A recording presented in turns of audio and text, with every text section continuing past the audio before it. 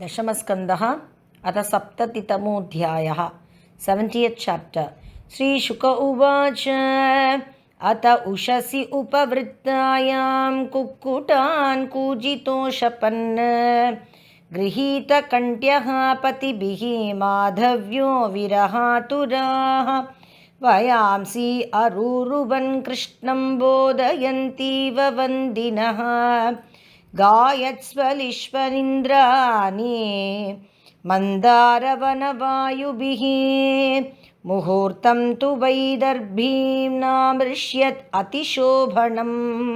परिरम्भणविश्लेषात् प्रियबाह्वन्तरं गता ब्राह्मे मुहूर्त उत्थाय वार्युपस्पृश्य माधवः दध्यौ प्रसन्नकरण आत्मानं तमसः परम् एकं स्वयं ज्योतिरनन्यमव्ययं स्वसंस्थया नित्यनिरस्तकल्मषं ब्रह्माख्यमस्योद्भवनाशहेतुभिः स्वशक्तिभिर्लक्षितभावनिर्वृत्तिम् अताप्लुतोऽम्भस्य मले यथाविधि क्रियाकलापं परिधाय वाससि चकार सन्ध्योपगमादिसत्तमो हुतानलो ब्रह्मजजापवाग्यतः उपस्थायार्कमुद्यन्तं तर्पयित्वात्मनः कलाः देवान् ऋषीन् पितॄन् वृद्धान् विप्रानभ्यर्च्य च आत्मवान् धेनूनां रुक्पशृङ्गीनां साध्वीनामौतिकस्रजां पयस्विनीनां गृष्टीनां सवत्सानां सुवाससां ददौ रूपी अकुराग्राणां क्षौमाजिनतिलैः सह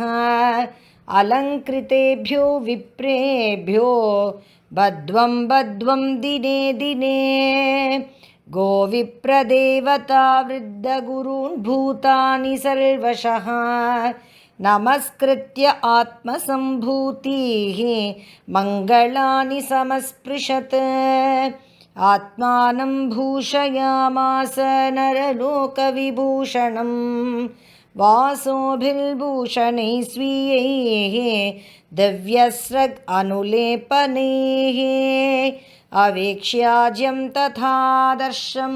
गोवृषद्विजदेवताः कामांश्च सर्ववर्णानां पौरान्तः पुरचारिणां प्रदाप्य प्रकृतिकामैः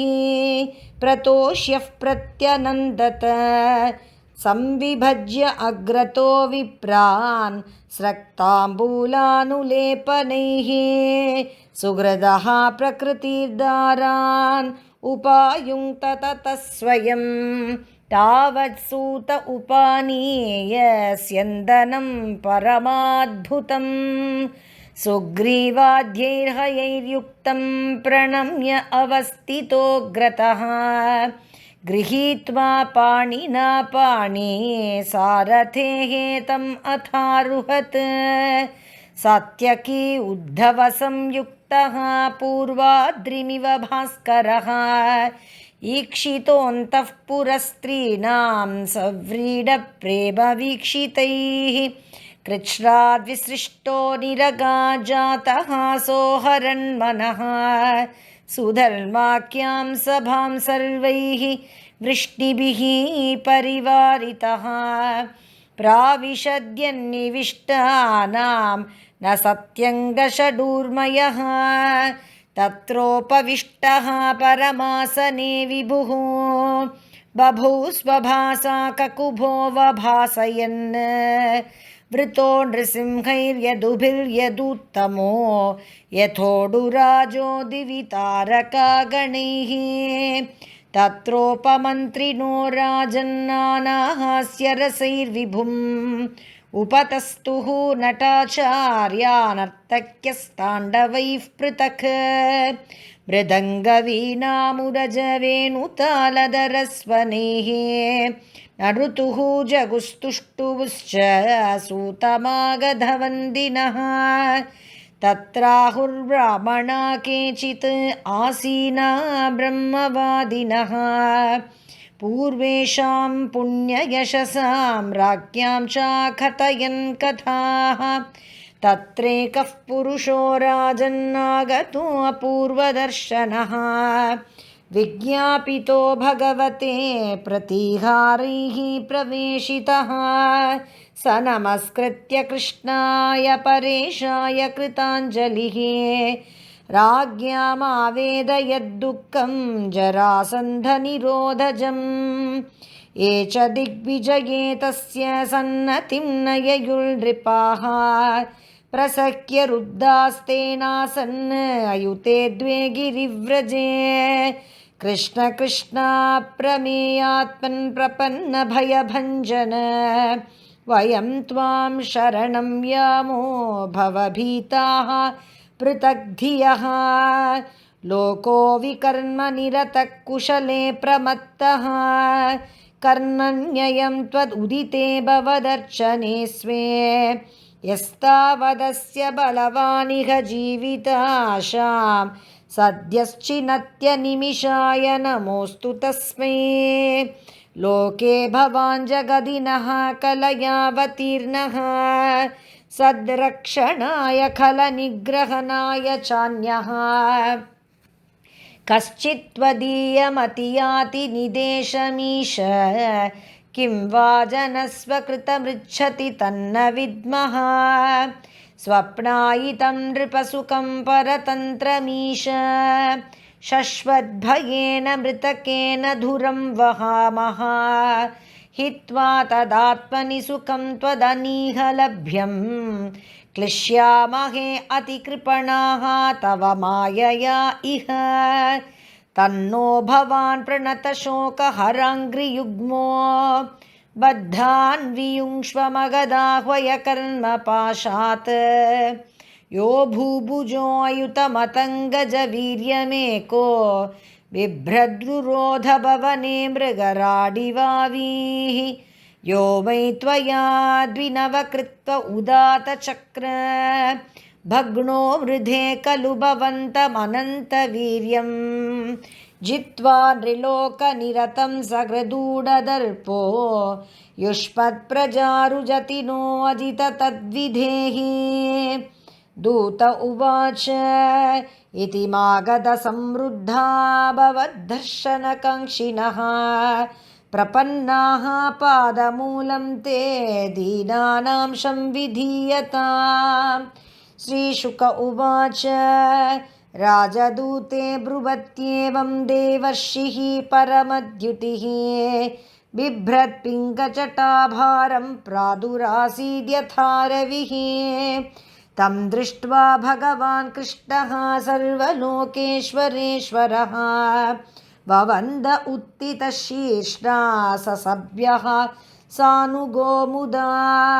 सभाजयित्वा विधिवत् कृतासनपरिग्रहं बभाषे सुनृतैर्वाक्यैः श्रद्धया तर्पयन्मुनिम् अपि स्विद् अद्य लोकानां त्रयाणां कुतो भयं ननु भूयान् भगवतो लोकान् पर्यटतो गुणः न हि ते अविदितिं किञ्चित् लोकेषु ईश्वरकर्तृषु अथ पृच्छामहे युष्मान् पाण्डवानां चिकीर्षितम् श्रीनारद उवाच दृष्टा मया ते बहुशो दुरत्यया माया विभो विश्वसृजश्च मायिनः भूतेषु भूमञ्चरतः स्वशक्तिभिः वह्नेरिवच्छन्नरुचो न मे अद्भुतं तवेहितं कोर्हति साधु वेदितुं स्वमाययेदं सृजतो नियच्छतः यद्विद्यमानात्मतयावभासते तस्मै नमस्ते स्वविलक्षणात्मने जीवस्य यः संसरतो विमोक्षणं न जानतो अनर्थवः शरीरतः लीलावतारे स्वयशः प्रदीपकं प्राज्वालयत्वा तमहं प्रपद्ये अथापि आश्रावये ब्रह्म नरलोकविडम्बनं राज्ञः पैतृष्पसेयस्य भक्तस्य च चिकीर्षितं यक्षति त्वामखेन्द्रेण राजसूयेन पाण्डवः पारमेष्ट्यकामो नृपतिः तद्भवाननुमोदता तस्मिन् देवक्रतुवरे भवन्तं वै सुरादयः दिदृक्षवः समेष्यन्ति राजानश्च यशस्विनः श्रवणात् कीर्तनात् ध्यानात् पूयन्तेऽन्ते वसायिनः तव ब्रह्ममयस्येष किमुत ईक्षाभिमर्शिनः यस्यामलं दिवि यशः प्रतितं रसाया भूमौ च ते भुवनमङ्गलदिग्वितानं मन्दाकिनीति दिवि भोगवतीति चाधो गङ्गेति च इह चरणाम्बुपुनाति विश्वम् श्रीशुक उवाच तत्र तेषु आत्मपक्षेषु अगृह्णत्सु विजिगीषया वाचः पेशैः स्मयन् नृत्यम् उद्धवं प्राह केशवः श्रीभगवानुवाच त्वं हि नः परमं चक्षुः सुहृन्मन्त्र अर्थतत्त्ववित् तथात्र ब्रूयनुष्ठेयं श्रद्धद्मः करवाम तत् इत्युपामन्त्रितो भर्त्रा सर्वज्ञेनापि मुग्धवत् निदेशं शिरसाधाय उद्धवः प्रत्यभाषत इति श्रीमद्भागवते महापुराणे पारमहंस्यां संहितायां दशमस्कन्धे उत्तरार्धे भगवद्ध्यानविचारे सप्ततितमोऽध्यायः। श्रीहरये नमः। श्रीहरये नमः। श्रीहरये नमः। गोपिका जीवनस्मरणं गोविन्द गोविन्द।